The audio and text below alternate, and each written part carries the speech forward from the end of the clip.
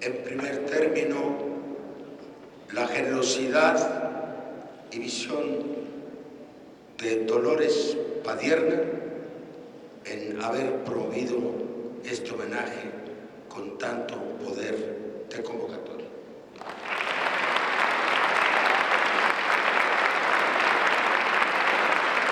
Amigas y amigos, en la sala los hay muchos y casi todos han sido nombrados. Quiero, sin embargo, destacar la presencia del señor gobernador del estado de Tabasco, Arturo Núñez, de mis compañeros de trabajo, la secretaria general del gobierno de la ciudad, Patricia Mercado, el licenciado José Ramón Amieva y mi antigua y querida compañera Amalia García. Comentaba con nuestro presidente de la Constituyente, Alejandro Encinas, que hay coro de la Asamblea en esta sala. También saludo a mis amigos, diputados, senadores y en particular a la entrañable familia de Ifigenia Martínez. Es por demás merecido y oportuno este homenaje a Ifigenia Martínez. En tiempos de desastre nacional que obligan a todos los nacionalistas y a las fuerzas del progreso en el país a una reflexión compartida sobre nuestro futuro y a una acción coordinada para rescatar a la nación.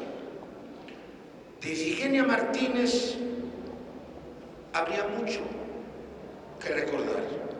La síntesis biográfica que acabamos de ver en la pantalla es de suyo elocuente. Propongo organizar una serie de eventos en que analicemos de modo más detallado las distintas facetas de su personalidad y de su vida. Por el conjunto de su obra pública, así como por su intachable congruencia ideológica, Ifigenia es hoy la mujer más destacada de México.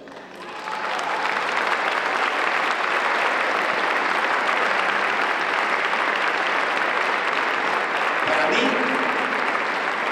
ha sido una suerte de hermana mayor en el esfuerzo por la transformación política y social del país. Hermana mayor por su sabiduría, pero también hermana joven por la lozanía acumulada de su vitalidad, por su humor y por su ingenio. Para la maestra,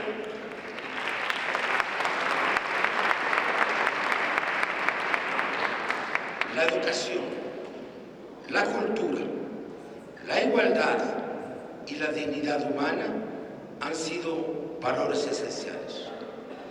Formada en una familia eminentemente mexicanista y de padre comunista y militante, al amparo de las instituciones emanadas del México revolucionario, tuvo excepcionales maestros y brillantes compañeros de estudio. Cuando solo unas cuantas mujeres acudían a las escuelas de educación superior, mucho antes de la acción afirmativa, fue pionera de la igualdad de género, en base a sus armas disponibles, la oportunidad, el estudio y el mérito. Debate que libramos en el partido en 1994, cuando por primera vez establecimos en el país porcentajes de equidad entre hombres y mujeres. Así, su presencia en Harvard como la primera graduada mexicana en aquel prestigioso establecimiento, en donde adquirió pensamiento contemporáneo y vocación universal. De vuelta a México, laboró con Raúl Prebisch en el Banco de México y se sumó con luz propia a la teoría latinoamericana del desarrollo y a la gran batalla por establecer el estado de bienestar. Analista de excepción, publicó en 1960 un libro revelador, La distribución del ingreso en México, en el que define el círculo perverso entre la desigualdad y el subdesarrollo. Pocos años después, trabaja al lado del profesor Calder un proyecto fundamental de reforma fiscal fundado en el impuesto sobre la renta, que todavía no acabamos de concretar 60 años después. Como directora, primera mujer en la Escuela de Economía, se convierte en personaje emblemático de 1968. Defiende con inusitado coraje la autonomía de la institución y la vida de los estudiantes. Se rememora la anécdota que acaba de citar mi amigo Dolores. Se inicia en el parlamentarismo en 1976 como diputada federal en la 50 legislatura, donde agrupa un ala izquierda numerosa y creciente dentro del propio partido del gobierno, que llega a votar contra iniciativas del Ejecutivo, con la consecuente reacción de los timoratos y de los ortodoxos. Ese ha sido un signo invariable de su vida. Efectivamente, Ifigenia, lo recuerdas bien, fue el presidente López Portillo, que mucho la estimaba, quien me preguntó alguna vez, ¿por qué le tienen tanto temor a Ifigenia? Le respondí, por su inteligencia e integridad. Pero todo lo respeto.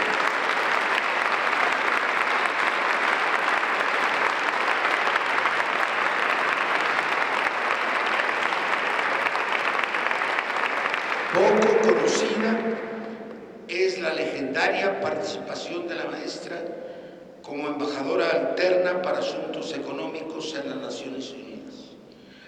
Presidía las sesiones y conducía las negociaciones con gran autoridad y elegancia. La presencia rotunda de la mujer mexicana en el escenario mundial.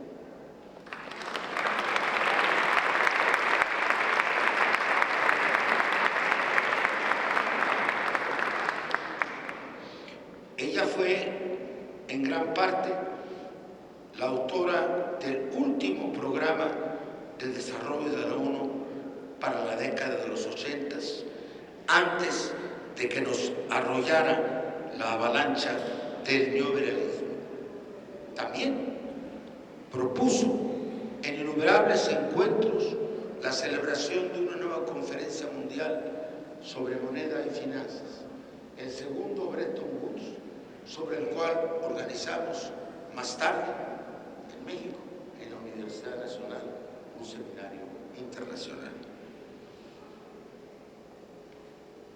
Desde entonces empezamos a pensar en un cambio político que hiciera posible la restauración de los valores de la República. A ese esfuerzo contemporáneo, protagonizado por la sociedad, los movimientos y los partidos de izquierda y las organizaciones civiles, quiero referirme antes de concluir. Ahora que se cumple el 60 aniversario de la corriente democrática,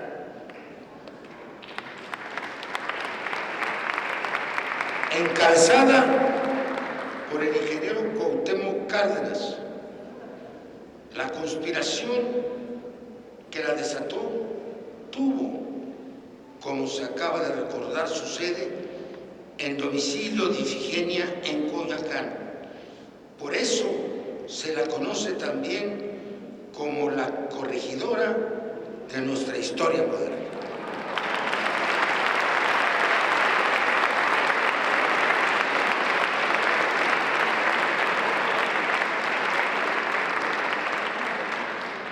Merced a la tosudez y soberbia de los tecnócratas, nuestro esfuerzo desembocó en la ruptura con el gobierno y en la creación del Frente Democrático Nacional, que asombrosamente ganó las elecciones de 1988 y al que vino a enriquecer la presencia generosa de Alberto Castillo.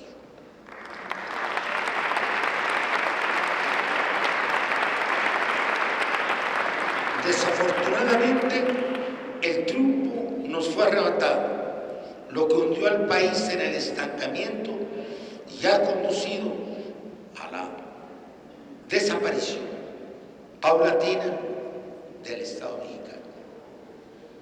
Ifigenia no podría olvidar en esta casona que como consecuencia del inocultable triunfo del movimiento en la capital, llegamos al Senado como primeros representantes de la oposición y del entonces Distrito Federal, donde comenzó a desganarse la lucha jurídica y política que condujo finalmente a la Constitución de la ciudad. Según se dijo, ganamos todos los debates, pero perdimos todas las votaciones. Eso es lo que ya no debe ocurrir. Las fuerzas progresistas del país somos la mayoría social, tenemos la razón histórica y un deber político y moral inevitable: derrotar pacíficamente a un régimen de ignominia. Ningún motivo debiera apartarnos de la unidad programática, respetuosa e incluyente en las elecciones definitorias del 2018. Un frente amplio de las izquierdas.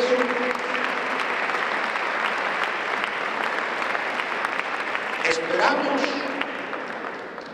de tu prosapia democrática seas una vez más el hilo conductor de los acercamientos y de los diálogos. Estoy cierto de que los actores involucrados te escucharán y que la sociedad mexicana te lo reconocerá como la culminación de una obra ejemplar al servicio de la nación. Estamos todos atentos a tu llamado y si no lo hiciéramos, que la patria no nos demande.